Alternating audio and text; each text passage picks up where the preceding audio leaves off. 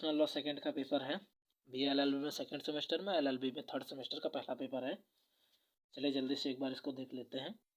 पहला क्वेश्चन है, विधि के समक्ष समता से आप क्या समझते हैं। देखिए, विधि के समक्ष सभी समान होंगे, ठीक है, कोई बड़ा छोटा नहीं होगा। पैसे के आधार पे, गरीबी के आधार पे, क्षेत्र के आधार पे, जात के आधार पे, भाषा के आधार पे, लिंग के आधार पे आदि, ठीक है। दूसरा क्वेश्चन है, सार एवं तत्व के सिद्धांत की व्याख्या कीजिए। देखिए, सार एवं तत्व का जो सिद्धांत है, ठीक है, जब राज्य और केंद्र के बीच में कोई मामला फंसता है तो उसमें सार एवं तत्व का सिद्धांत देखा जाता है, इसी आधार पे मामले हल किए जाते हैं, ठीक है। तीसरा क्वेश्चन हमारा है, सामाजिक एवं शैक्षणिक दृष्टि से पिछड़े वर्ग प्रत्यय से आप क्या समझते हैं।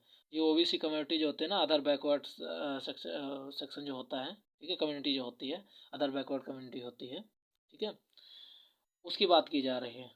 आर्टिकल 14 कहता है कि सभी विधि के समक्ष समान होंगे, लेकिन साथ में ये भी कहता है कि युक्त वर्गीकरण मान्य है। उसी के आधार पे SC ST OBC माइनॉरिटी और ABWS को आरक्षण दिया जाता है।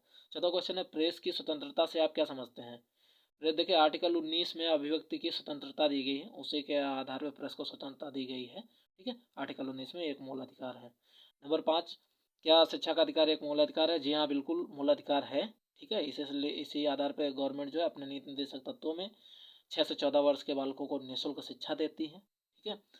छठा, गिरफ्तार किए गए व्यक्ति के संवैधानिक अधिकार क्या हैं। तो देखिए, इसके संवैधानिक अधिकार ये हैं कि किसी भी व्यक्ति को प्राण एवं दैहिक स्वतंत्रता का अधिकार है, बिना युक्त आधार के उसको इससे वंचित नहीं किया जा सकता है। उसको जमानत का अधिकार है, ठीक है, उसको जमानत का अधिकार है। 24 घंटे के अंदर उसको मजिस्ट्रेट के सामने पेश होने का अधिकार है। अगर नहीं पेश होता तो बंदी प्रत्यक्षीकरण के लिए जो एक रेट होती है, ठीक है, आर्टिकल 32 के जिसे मूल अधिकार दिए गए हैं उसके आधार पे वो जो है रेट दायर कर सकता है हाई कोर्ट, सुप्रीम कोर्ट में, ठीक है। और आपका ये फिर आ जाता है कि संविधान में, भारतीय संविधान में मौलिक कर्तव्य कौन कौन से हैं। तो देखिए, संविधान का पालन करेंगे, नियमों का पालन करेंगे, जो भी यहाँ की विधियाँ हैं, राष्ट्र की रक्षा करेंगे, एकता, अखंडता, संप्रभुता की रक्षा करेंगे, राष्ट्र की जीवों पर दया करेंगे, ठीक है। ऐसे ये जो है मूल कर्तव्य हमारे हैं सारे, ठीक। 8वां नंबर, उच्चतम न्यायालय के सलाहकर्ता, ठीक है, और ये सलाहकर्ता का क्षेत्राधिकार की विवेचना कीजिए, है ना। तो भाई इसका क्या है, क्षेत्राधिकार तो भैया उच्चतम न्यायालय का पूरा राज्य के लिए होता है। क्षेत्राधिकार राज्य के अंदर वो कोई अपील ले सकता है जो जिला से खारिज होके जाएंगे, ठीक है, या फिर वो अपना कोई जो है सलाह दे सकता है, राज्य को सलाह देता है, ठीक। कोई नियम कानून बनने पे राज्य के जो बनते हैं वही कहा गया, ठीक।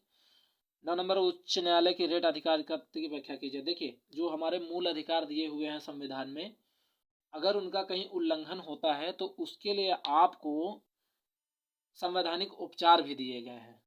राज्य को दिए गए हैं 226 के अंतर्गत अनुच्छेद, और केंद्र को दिए गए हैं अनुच्छेद 32 के तहत, ठीक है। उसी की व्याख्या करने को बोल रहा है, ठीक। अब आपको क्वेश्चन है, राज्य क्षेत्रीय संबंध के सिद्धांत को समझिए। देखिए, राज्य और केंद्र के जो संबंध हैं वो बहुत मधुर हैं। ऐसा इसलिए है क्योंकि सबके लिए अलग अलग क्षेत्र निर्धारित कर दिया गया है। कुछ क्षेत्र हैं जिनमें राज्य अपना बनाएगा कानून, कुछ क्षेत्र हैं जिनमें केंद्र बनाएगा, और जो ज़्यादा महत्व के हैं उनको समवर्ती सूची में शामिल कर दिया गया, राज्य केंद्र दोनों बनाए। तो इसलिए संबंध बहुत मधुर है, सबके अपने अपने क्षेत्र बटे हुए हैं, अधिकार बटे हुए हैं, ठीक है।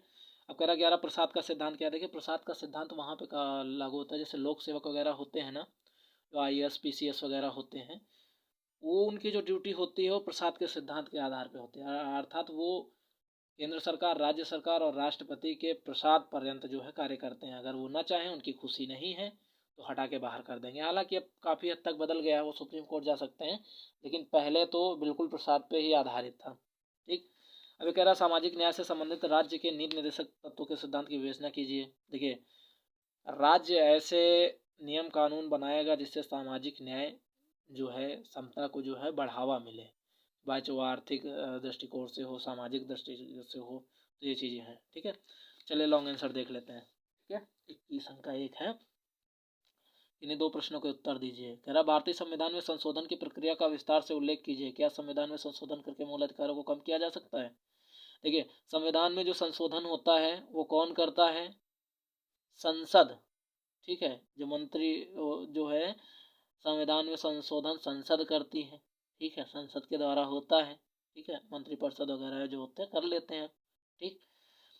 संविधान में संशोधन करके मूल अधिकारों को कम किया जा सकता है, जी बिल्कुल किया जा सकता है। पहले एक संपत्ति का अधिकार मूल अधिकार था, अब नहीं है, उसको खत्म कर दिया गया है, यही चीजें पूछ रहा है। चलिए चलिए देखते हैं। दूसरा क्वेश्चन है हमारा लॉन्ग आंसर में, भारतीय संविधान के अनुच्छेद 252 के अंतर्गत आपात घोषणा से संबंधित उपबंधों की विवेचना कीजिए। देखिए 352 में जो हमारा आपातकाल लगता है जब बाह्य युद्ध छिड़ जाता है, मान लीजिए चाइना अटैक कर दे, पाकिस्तान अटैक कर दे, तो उस कंडीशन में 352 के अंतर्गत आपातकाल लग जाता है। इसमें मूल अधिकार जो नागरिकों के होते हैं वो निलंबित हो जाते हैं, ठीक है। और 300 आपका 56 में जो होता है वो आपका गृह युद्ध जैसी स्थितियां जब होती हैं तब होता है। 360 जो होता है वित्तीय आपातकाल आपका होता है, जब देश कंगाल हो जाता है, दिवालिया हो जाता है, तब लगता है। हालांकि अभी वित्तीय आपातकाल कभी लगा नहीं है और ना ही लगने की संभावना है, ठीक है। तीसरा क्वेश्चन है, सुप्रीम कोर्ट के न्यायाधीश की नियुक्ति की प्रक्रिया क्या है? क्या एक उच्च न्यायालय के न्यायाधीश की नियुक्ति भारत के मुख्य न्यायाधीश की सहमति के बिना हो सकती है? देखिए सुप्रीम कोर्ट की न्यायाधीश की नियुक्ति अपने राष्ट्रपति महोदय महामहिम जी करते हैं, ठीक है। और होता क्या है कि भारत के मुख्य न्यायाधीश से सलाह जरूर ली जाती है लेकिन जरूरी नहीं। और हाँ, ये नियुक्ति करता कौन है? राष्ट्रपति। मंत्रिपरिषद जो होती है संसद की सलाह से करता है। इसी तरीके से वो चीफ जो जस्टिस होते हैं उनकी भी सलाह लेता है, लेकिन जरूरी नहीं कि उनकी सलाह लेनी अनिवार्य हो, वो चाहे तो नहीं भी लेगा, ठीक है। चौथा क्वेश्चन है, एक सिविल सेवक को नौकरी से पदच्युत किए जाने, पद से हटाए जाने या अनवरत किए जाने के विरुद्ध कौन से संवैधानिक संरक्षण प्राप्त हैं? बताना कि प्रसाद पर्यंत ये लोग नौकरी करते हैं IAS PCS में, जब राज्य सरकार केंद्र सरकार राष्ट्रपति महोदय चाहे इनको लात मार के भगा दें। तो हालांकि अभी इसमें काफ़ी सुधार हो गया है, पहले तो ऐसे ही था। तो अभी क्या है कि ये वहाँ जा सकते हैं, सुप्रीम कोर्ट जा सकते हैं, हाई कोर्ट जा सकते हैं, ठीक है, राष्ट्रपति महोदय के पास जा सकते हैं, यही इनको संरक्षण प्राप्त है, ठीक है। तो कॉन्स्टिट्यूशनल लॉ सेकंड यही है। Thank you.